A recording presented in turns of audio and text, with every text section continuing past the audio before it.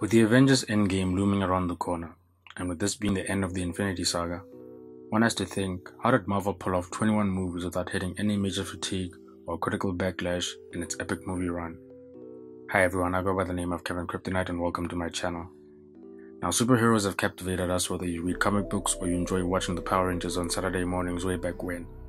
And Marvel Studios in its 10 years of existence has given us some of the greatest stories, cinematic battles, and created some of the greatest worlds that we've ever seen. So in 2018, Marvel celebrated its 10-year anniversary. And just to put it in perspective, here's what happened in about the last 10 years. So, Uber was created. 2008, Uber was created. I just want you to kind of imagine a world without Uber because it's so intrinsic in our lives nowadays that whenever you want to get to point A to point B and you don't necessarily have a car, you just ring up Uber and you would get there. Another thing that I feel like is synonymous with millennials, selfie sticks. And 10 years ago, 2008, selfie sticks were created. I got a selfie stick, so yeah, I don't have to explain that really. Selfie sticks have just become synonymous with, Instagram and being able to take the perfect picture without having to strain your arm. Speaking of Instagram, 10 years ago, Instagram was first created. In 2008, Instagram was created.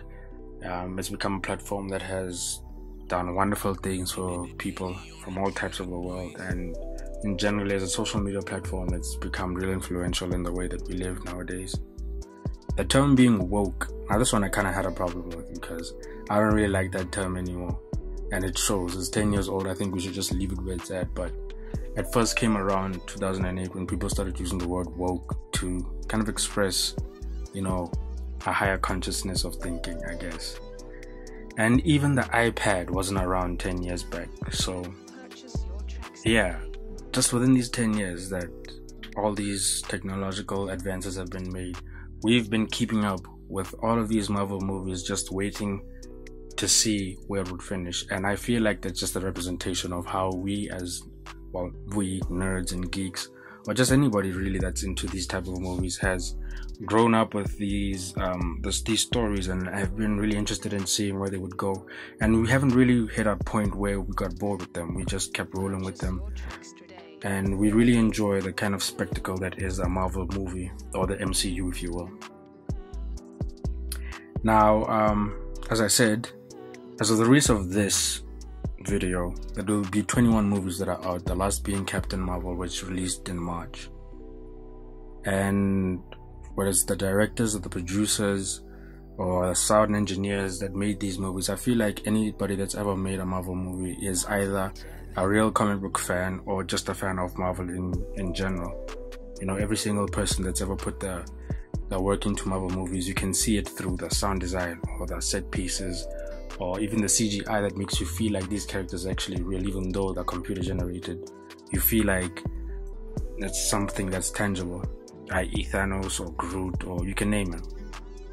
Now, as I said about the producers, none of these movies really could have seen the light of day had it not been for Kevin Feige, who has he's produced every single Marvel movie that's come out, that's part of the MCU rather. So he, from the beginning, from Iron Man 1 up until where we are right now, he's produced every single one of the movies. Even though he hasn't produced them himself for each and every one, he's had somebody join him with.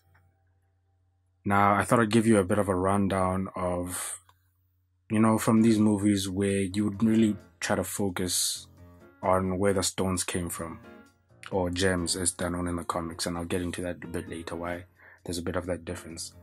But there are only really, I want to say 5 movies that feature the stones, or 4 movies that feature the stones. And even though there are 21 movies, if you want to be able to speed watch them just before Endgame, like I said, it's going to be the end of this phase 3 is what they call it. But it's going to be the end of the Infinity Stone saga. And if you want to be able to figure out where the stones came from, these are the 5 movies that they're from and where they're located. So, first one is the Space Stone. This was seen in Captain America, the First Avenger, and the stone was located in the Tesseract. So, the Space Stone, located in the Tesseract, Captain America, the First Avenger. Second one I want to mention is the Reality Stone, and this was located in the Ether. The movie that this was in Thor: The Dark World. I think this was the second Thor movie after, the first one obviously. But yeah, so the reality stone was located in the ether. And now the ether is kind of confusing when I was doing this kind of research, because it wasn't necessarily located in a vessel. The ether was more like an ethereal sort of thing. It was like a smog or a smoke, and then it eventually gathered and made a stone. So yeah, there's a bit of background into that. Third that I want to mention is the time stone. This was located in the Eye of Agamotto, and this was seen in Doctor Strange. The Eye of Agamotto was the amulet that was inside the Great One's chamber. Nobody really used it until Dr. Stephen Strange came, and then he thought that, you should use this artifact and see what it could really do. Turns out it was the time stone, and it really does help with him and conjuring of his powers, but that's another video for another time. The Power Stone, which was located in the orb in Guardians of the Galaxy. Now the orb, I don't know, it's kind of plain in terms of the vessels that was holding the Power Stone, because it was on this throwaway planet that at the beginning of, spoilers, Guardians of the Galaxy, Peter Quill gets into this planet and there's an orb inside this, I feel like, abandoned planet. So somebody just left this powerful artifact inside a building that wasn't really much guarded, but somebody had sent, Peter Quill to go and fetch this orb. So he goes and get it, and the Power Stone was located inside this orb. And the next one I want to mention is the Mind Stone. Now the Mind Stone is kind of interesting because we had already kind of seen it in the form of where it was located. It was in Loki's scepter. That was in the first Avengers. That's right. It was in the first Avengers inside Loki's scepter, but we didn't really know it was a stone, or the stone was located in the first place. We only kind of knew that it had mind powers in terms of him being able to turn people against, their allies. But we just thought that was that intrinsically just powers that Loki would have. But it turns out it was the Mind Stone that was doing that. And where we really saw that his scepter had the Mind Stone, it was in Avengers: Age of Ultron, where Ultron obviously he gets a hold of the scepter and he uses it to try and create Vision, and now the Mind Stone is located in Vision's forehead, as you will know. Now here's an interesting one. The Last Stone, we haven't actually seen per se in the movies before Infinity War. We saw the Soul Stone in Infinity War, but it didn't really have a vessel, I would say, unless you want to consider the planet as its vessel. But the Soul Stone was located on a planet. It was planet Vormir, and it was the last stone the second to last stone that Thanos went to go acquire. And it needed sacrifice for somebody to be able to get the Soul Stone, which is going to bring some interesting dynamics into Endgame and where that movie might proceed in terms of, how do you, if you were to take that sacrifice back, does it mean that you lose the Soul Stone? This is just the type of thinking that I had when I was going through the research of these movies.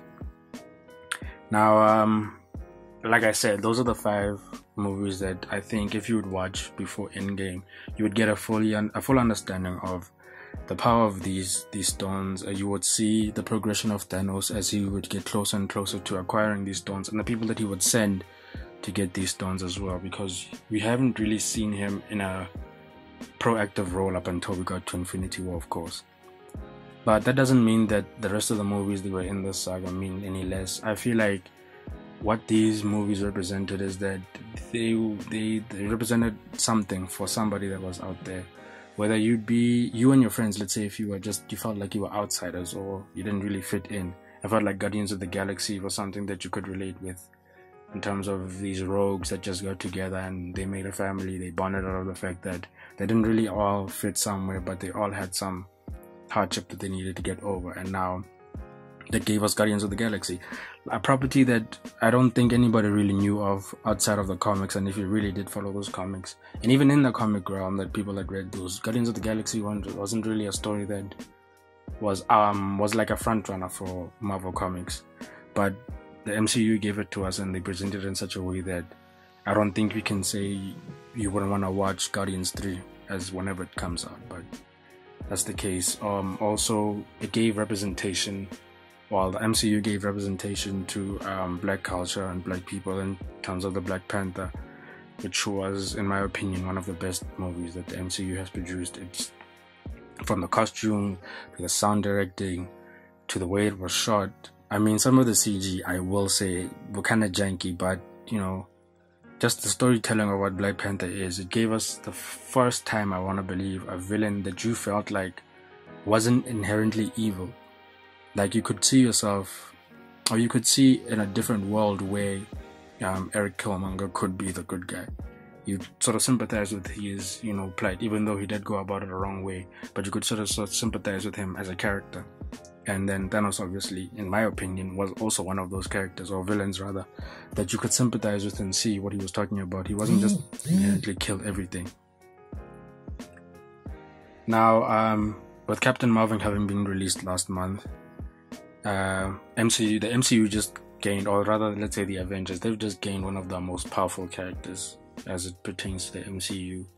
And in terms of just raw power, I think that they're in a place where they can take on Thanos, but how will they be able to do that without them being whole? And that's, I feel like, the whole point of Endgame, is that our heroes that we followed for this long have gone back to the core four that we remember. That being Captain America, that being Thor, that being Iron Man, that being the Hulk. That's all we're left with. Well, let's say, yeah, the core Avengers is what I meant, but those are who was left out of the snap. And now we get into another place of what does this look like for them to be able to gather their resources together and go after Thanos and try to correct what he's done. There are a lot of theories in terms of how they are going to be triumphant over Thanos. There's theories of time travel. Maybe Tony might develop some gadgetry that will allow them to travel back in time before Thanos came to collect all the stones. The other theory is that Scott Lang, the Ant-Man, he might tell them about their quantum dimension, and through that quantum dimension, they might find a dimension where, for instance, let's say the other half of the people weren't wiped out, and then this is going to be them trying to merge the two. But again, this is all speculation for us nerds and geeks. If you dig deep into these, properties into these movies. So I am really excited about what Endgame will give us. Like I said, it's going to be the end of the Infinity Saga, or the end of Phase 3. From there on, we'll be moving into Phase 4. Phase 4 is going to include Spider-Man Homecoming. It's going to include Guardians 3, Black Panther 2, Doctor Strange 2, so on and so forth. And I think that means that we're going to be losing some of our core characters as well, as we transition into this new era or new phase of movies. But yeah, guys, let me know what you think in the comments below. I've had a lot of fun, discussing this, and I hope that you guys enjoy this video as well. I've been Kevin Kryptonite. Thanks for watching. Remember to like, share, and subscribe. Bye, guys.